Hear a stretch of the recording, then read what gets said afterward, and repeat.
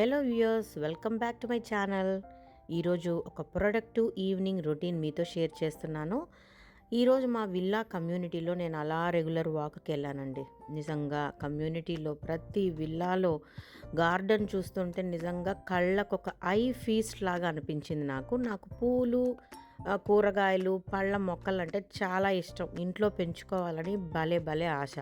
నా లాన్లో కూడా నేను కరివేపాకు, టమాటో, చిల్లీసు, మందారం, మల్లెపువ్వు, రోజాలు ఇలా మొక్కలన్నీ వేసుకున్నాను. చాలా రోజుల వరకు చాలా పూలు పూసాయండి. చాలా పండ్లు కాసాయి. చిల్లీస్ కూడా అందులో నుంచి తీసి వండుకున్న రోజులు కూడా ఉంది. కానీ ఒక్క దాదాపు ఒక 2 ఇయర్స్ బాగా పూచాక, పళ్ళు కాసాక ఆ తర్వాత ఫ్లవరింగ్ గానీ, ఫ్రూటింగ్ గానీ లేకుండా పోయింది. ఎందుకో నాకైతే అస్సలు అర్థం కాలేదు. బట్ హెల్తీగా ఉంటాయి ప్లాంట్స్ అన్నీ కూడా. ఏ ఫంగస్సు పట్టదు. ఆకులు కూడా చాలా హెల్తీగా ఉంటాయి. రకరకాల ఫర్టిలైజర్స్ కూడా వాడానండి. అయినా కూడా లాభం లేకుండా పోయింది. అయితే పర్వాలేదు. నేను లాన్‌ని కొంచెం రెనోవేట్ చేయిస్తున్నాను. అందుకే దాని గురించి పట్టించుకోలేదు. ప్రతి ఒక్కరి ఇంటి ముందు భలేగా ఉన్నాయండి పూలు. కలర్‌ఫుల్‌గా ఎంత ముచ్చటగా అనిపించిందో నాకు.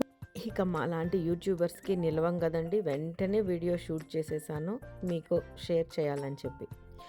బంతి మొక్కలైతే ఏమి, రోజాలు, మందారాలు, మల్లెపూలు, అబ్బా! నిజంగానే అండి నేచర్ అంటే ఇంత అందంగా ఉంటుంది అని అనిపించింది.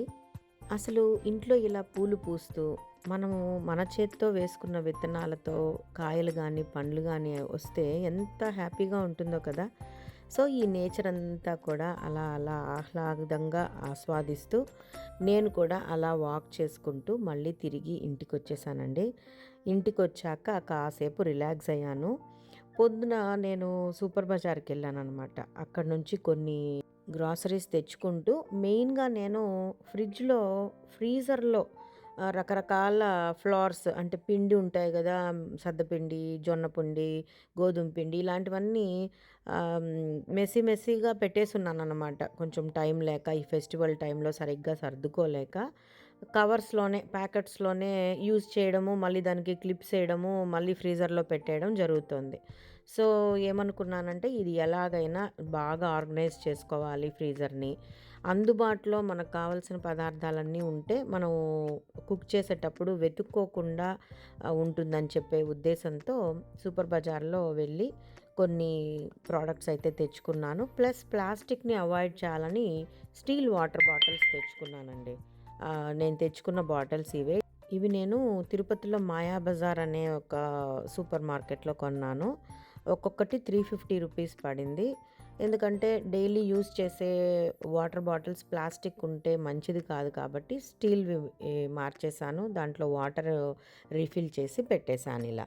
ఆ తర్వాత ఫ్రీజర్‌లో ఉండే చెత్త, చెదారము అన్నీ బయట తీసామండి. ఏమేమైతే డీక్లటర్డ్‌గా పెట్టుకొనున్నామో అవన్నీ సార్ట్ ఔట్ చేసుకొని నేను తెచ్చిన స్టోరేజ్ కంటైనర్స్‌లో రీఫిల్ చేసి దాన్ని బాగా నీట్‌గా లేబుల్ చేద్దామని డిసైడ్ అయ్యానండి. సో, ఈ టిన్స్ అయితే నాకు భలే నచ్చాయి. Air tight containers and food grade plastic thickness కూడా బాగా ఉంది. అది ఎంత అనేది నేను చెప్పలేను. పైన ప్లాస్టిక్ లిడ్ కూడా హార్డ్‌గా ఉంది. ఫుడ్ గ్రేడ్ మెటీరియలే అండి. భలే ఉన్నాయన్నమాట. ఈచ్ 79 రూపీసే అఫోర్డబుల్ ప్రైస్. అండ్ వాటికి ఈ లేబుల్స్ నేను దాదాపు 3 ఇయర్స్ బ్యాకే అమెజాన్‌లో ఆర్డర్ పెట్టి తెప్పించుకున్నాను. కొన్ని కంటైనర్స్‌కి యూజ్ చేస్తున్నారు. ఇంకా కొన్ని ఈ టిన్స్‌కి లేబుల్ చేశాను.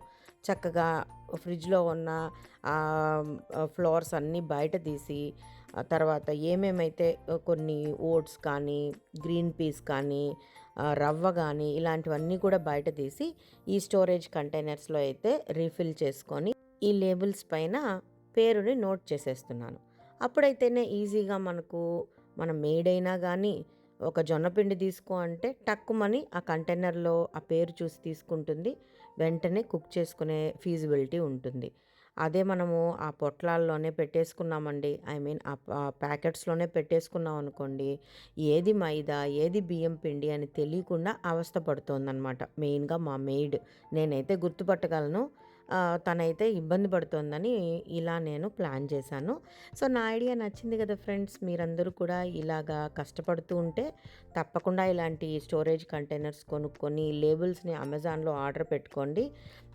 ఈజీగా మనం ఉన్న గ్రాసరీస్‌నంతా నింపుకొని దానిపైన పేరు రాసుకొని ఫ్రిడ్జ్‌లో పెట్టుకుంటే మనకి ఈజీగా ఉంటుంది. నాకైతే ఇలా ఆర్గనైజ్ చేసుకోవడం, డీక్లటర్ చేసుకోవడం ప్రొడక్టివ్‌గా అనిపించింది. ఈరోజు ఒక సాయంత్రం నాకు ఉపయోగపడింది అని అనిపించింది. అంతేకాకుండా మనము గ్రాసరీస్ తెచ్చుకునేటప్పుడు చాట్ మసాలా, వాంగీబాత్ మసాలా, బిస్బేలాబాత్ మసాలా పౌడర్, ఆ తర్వాత ఇంకా చాలా చాలా ఉంటాయి కదా! అలాంటివన్నీ తెచ్చుకుంటాం. అవి కూడా అలాంటి డబ్బాల్లోనే పెట్టేసి ఫ్రిడ్జ్‌లోనో క్యాబినెట్‌లోనో పెట్టేస్తే పురుగు పట్టేస్తుంది. అందుకని నేనేం చేస్తున్నానంటే చక్కగా దాన్ని చిన్న చిన్న టిన్స్ ₹99 అండి డీమార్ట్‌లో ఒక 6 టిన్స్ ఉంటాయి. గ్లాస్‌వన్నమాట ఇవి. చాలా బాగా యూజ్ అయింది నాకు.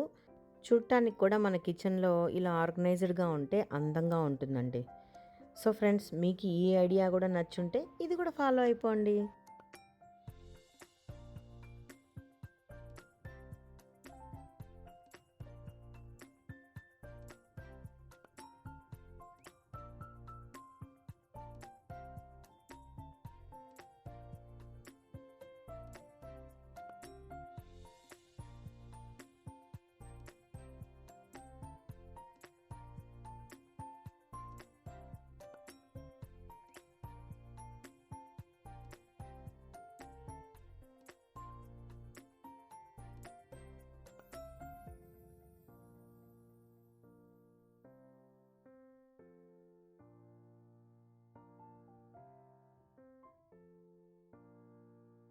ఇక్కడ నేను one of my favourite channels చూసేటప్పుడు యాంబిప్యూర్ రూమ్ ఫ్రెషనర్ గురించి చెప్పారనమాట. సో, అది నాకు నచ్చింది. వెంటనే ట్రై చేశాను. ఇన్‌స్టామార్ట్‌లో తెప్పించుకున్నాను. చాలా యూజ్‌ఫుల్ అండి. ఎక్కడన్నా మనకు హ్యూమిడ్ రూమ్ ఉంటే చక్కగా ఇది ఇలా ఓపెన్ చేసేసి పెట్టేసామంటే దీంట్లో జెల్ ఉంటుంది. ఈ జెల్ వల్ల మంచి పెర్ఫ్యూమ్ రిలీజ్ అవుతూ ఉంటుంది. ఎప్పుడైతే మనకు వద్దు అనిపిస్తుందో అప్పుడు మళ్ళీ క్లోజ్ చేసేసామంటే మనకు ఆ ఫ్రెష్‌నెస్ అలానే ఉంటుంది. స్మెల్ అయితే ఆగిపోతుంది. సో, ఇది నాకు బాగా నచ్చింది. నేను కూడా వెంటనే తెప్పించుకున్నాను. అలాగే డాట్ అండ్ కీ వాళ్ళ ఫేస్ మాయిశ్చరైజర్ కూడా తెప్పించుకున్నాను. That is also so good.